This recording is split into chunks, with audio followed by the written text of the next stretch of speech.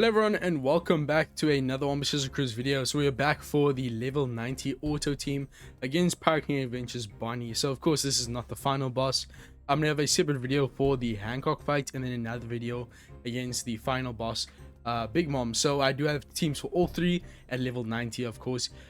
Beyond level 150 you have the option to go back to level 90. So once you are finished with the limited time missions in PKA Adventures, you want to be using this team. And then also the other auto teams, so make sure you check those out after this one. But in terms of just what you need from this team, I highly recommend that you max out the co-op Zoro. This character is great for just doing a lot of damage against this fight. Bonney is Sai on the final stage. Luckily at this point she does not randomly change type, she stays Sai, so having a type advantage slash a driven unit is going to allow us to get a lot of damage. The reason we need a driven unit is because the boss is weak to driven class type enemies, so our Zoro does an extra 2x damage, and then since he's slasher he gets the attack boost from the Odin and Roger support. Now when it comes to level 90, damage is definitely the biggest problem, so having access to a support that just gives you a free 1.75x attack boost for all quick and all slasher units is so important. In terms of damage, we also have the Bobbin support, which will give us guaranteed matching orbs on the final stage. Bobbin is great. He's one of the only characters in the game that changes orbs of the adjacent characters into matching without needing to use the supported character's special. So of course, since this is a auto team, we won't be able to use our special. So any support that requires us to use the special of the supported unit will not work. Bobbin is one of the only options, besides I think Coliseum Lao G, that gives you matching orbs without having to use your special. So Bobbin's great. Since we do get attack down on the final stage, he does proc. Besides that, we have Kobe there for 3 turns of attack down reduction. Halmepo is also very important since he is a shooter unit. Our captain is Blackbeard, who needs level limit break 3 and I think also expansion, as long as he has his ability to go through barriers and has a decent attack multiplier as a captain. But he requires us to have one of every primary class, so fighter, slasher, striker, and shooter. So Halmepo being a shooter unit is very important. We have a fighter in Luffy. Luffy is also great because not only does he facilitate the Bobbin support, but he also has the Sailor ability to remove 1 turn of attack down. Unfortunately, you do need to expand him for him to get that ability to remove the attack down.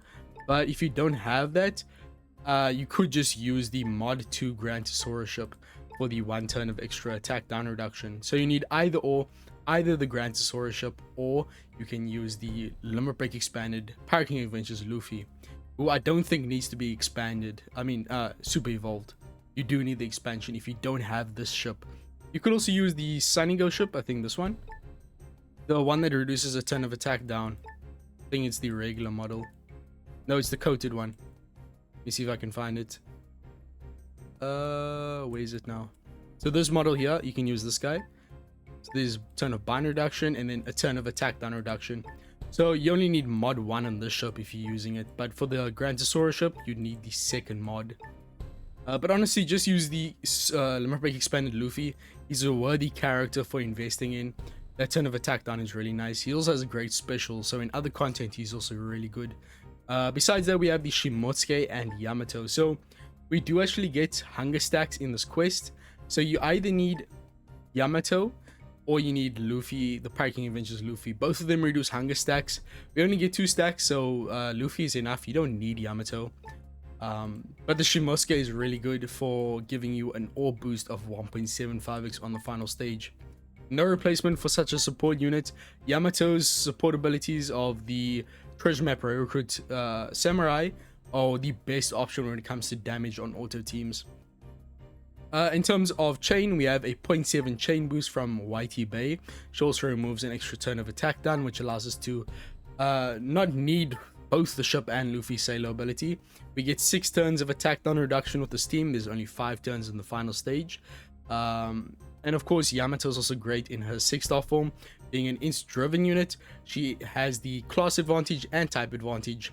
She's not a slasher unit, so she doesn't get the attack boost from Odin and Roger, but it's really not much of a problem. For this team, we are using the friend captain of our, what's his face? The Figurlin Garling. So he is a great unit. He is in slasher driven, which is perfect for this team. Similarly to Zoro, he'll have the class advantage, type advantage, and also get the attack boost from Odin and Roger. Not only that, but he's also a boosted unit with immense increase in stats. So this team is very safe in terms of the damage. There's literally 0 orb RNG since we do have Bobbin. If you don't have Halmepo, you could just use any Garp or Halmepo unit that is a shooter character. But I don't think there's many options. This Halmepo is the best unit to use. But of course, Zoro is our main damage dealer. But if you don't have him fully maxed with expansion level 150, it really shouldn't be too much of a problem. As you'll come to see, even with bad tap timing RNG, you'll still kill very easily on the final stage. So we actually only get 1 stack of hunger. So you only need level 1 potential ability of hunger on Luffy. If you don't have Yamato or the Shimotsuke support, also you could use 6+ Yamato. You lose a bit of damage, but it's really not too much of a problem. If you don't have Shimotsuke support, you might need the full investment on Zoro. But if you do have Shimotsuke, Zoro really doesn't need all that investment. He's a great character regardless. But anyway, stage 4. So stage 4, there's a lot of things happening here. So we're actually gonna ignore it all and just stall out stage 4. When it comes to, also we get increased damage taken, but that gets reduced by our potential abilities. Although it's fine if you don't remove it, since we have so much HP anyways. So stage 4 is pretty lenient. You can stall it away and just slowly chip away Vegapunk without any risk of dying. When it comes to the final stage though, of all these bosses, you have to kill them in 1 turn. Otherwise you will get absolutely mauled. So that's the biggest challenge here. Having to consider the fact that you could hit like all good strikes on the final stage and still have enough damage to kill. This team is so strong that that could happen and you'd still be able to kill the enemy. So really good team in that regard. The next one against Boa Hancock, which you'll see in another video, is a bit more tight in terms of the damage. You for sure need investment, 150 and expansion on our main damage dealer, which is like Treasure Map Weevil. But yeah, I will get into that in another video. But as you'll see here, you're slowly starting to chip away at Vegapunk's health, and he won't really be doing anything.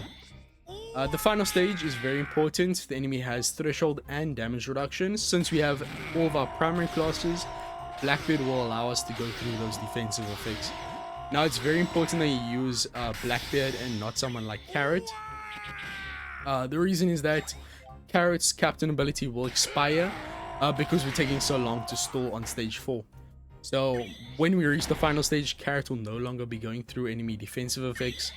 Since we are using Cyan Int characters, we can't use Dogstorm or Cat Viper either. The best option to replace this Blackbeard would actually be the Strength Anniversary Blackbeard. That could also work very well. And you can also attach Whitey Bay to him.